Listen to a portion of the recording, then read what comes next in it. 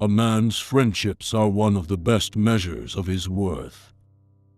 An animal's eyes have the power to speak a great language. The highest possible stage in moral culture is when we recognize that we ought to control our thoughts. A man who dares to waste 1 hour of time has not discovered the value of life. The love for all living creatures is the most noble attribute of man. It is not the strongest of the species that survives, nor the most intelligent, but the one most responsive to change. In the long history of humankind and animal kind, those who learn to collaborate and improvise most effectively have prevailed.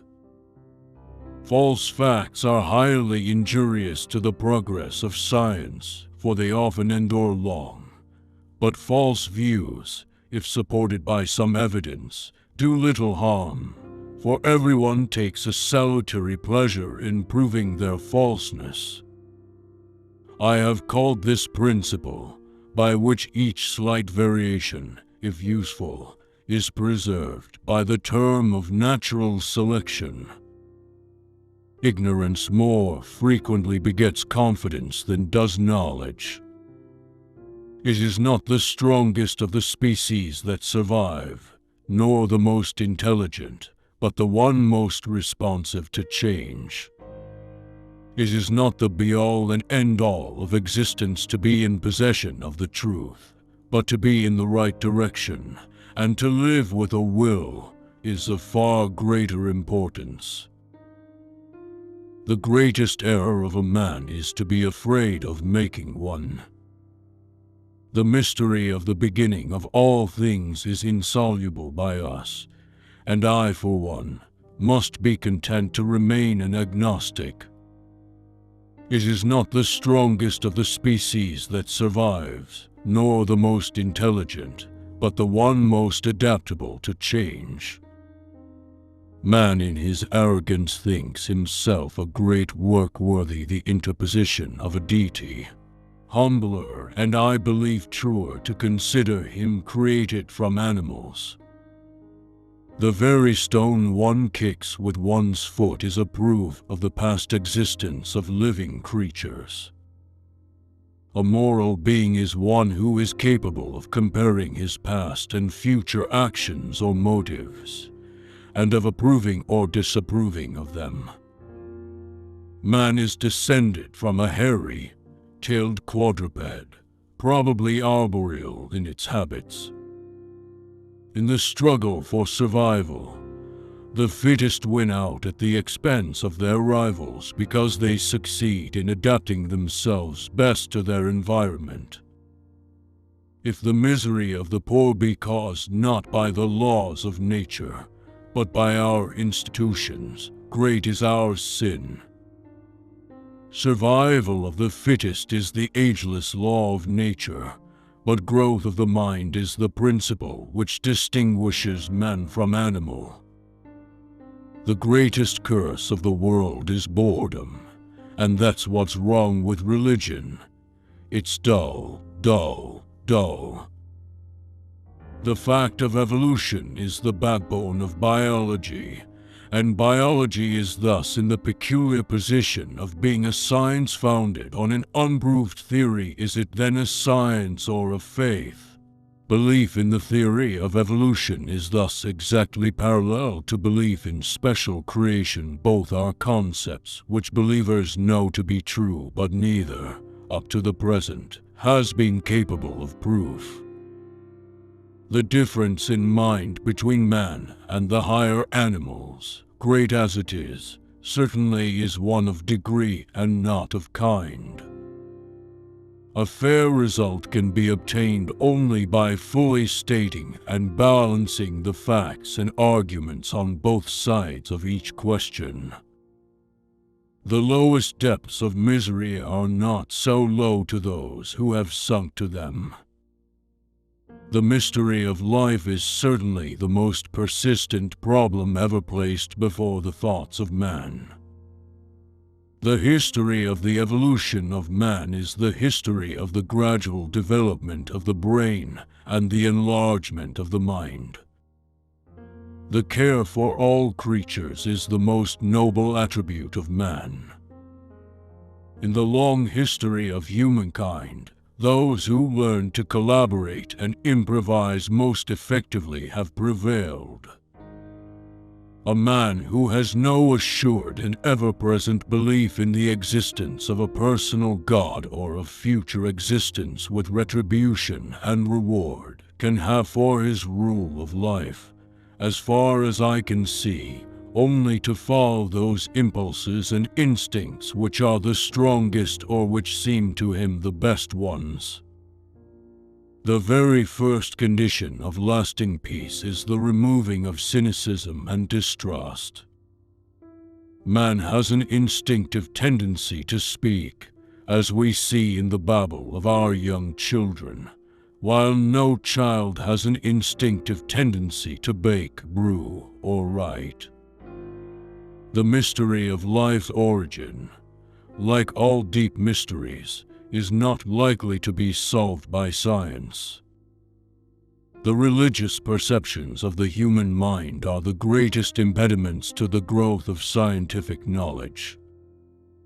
The advancement of science is slow, and what is more, it is not linear. A man who dares to waste 1 hour of life has not discovered the value of life.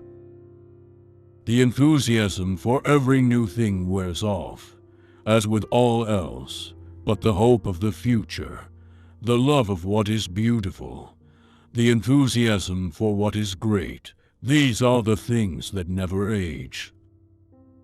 The study of fossils leads to the study of rocks, the structure of the Earth's crust, and the relations of the different strata to each other.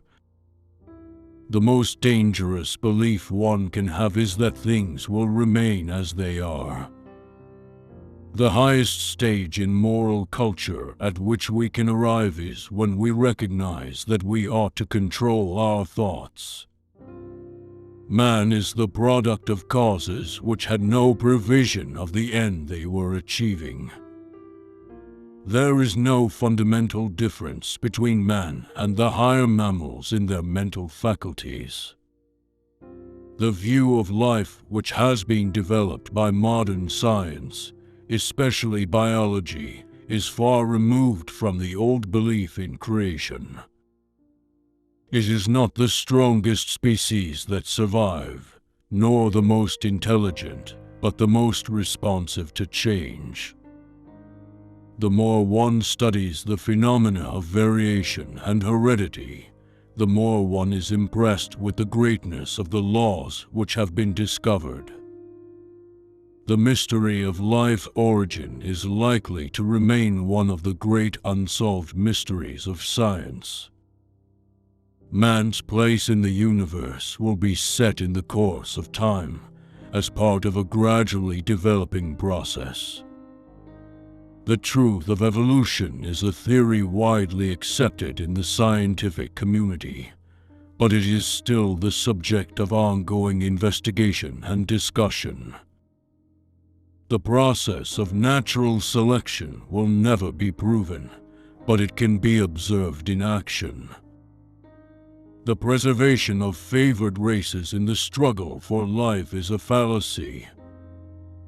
The most important factor in the survival of a species is its ability to adapt to changing conditions.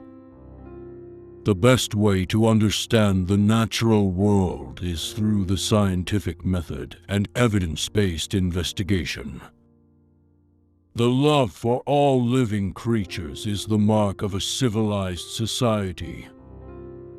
The study of nature leads us to a better understanding of our place in the world and the impact we have on the environment.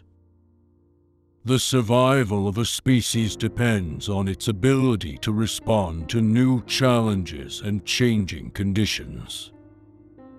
Science is a slow process of discovery, and mistakes will be made along the way, But it is through these mistakes that we can learn and grow. The discovery of the laws of nature has given us the power to manipulate and control the natural world.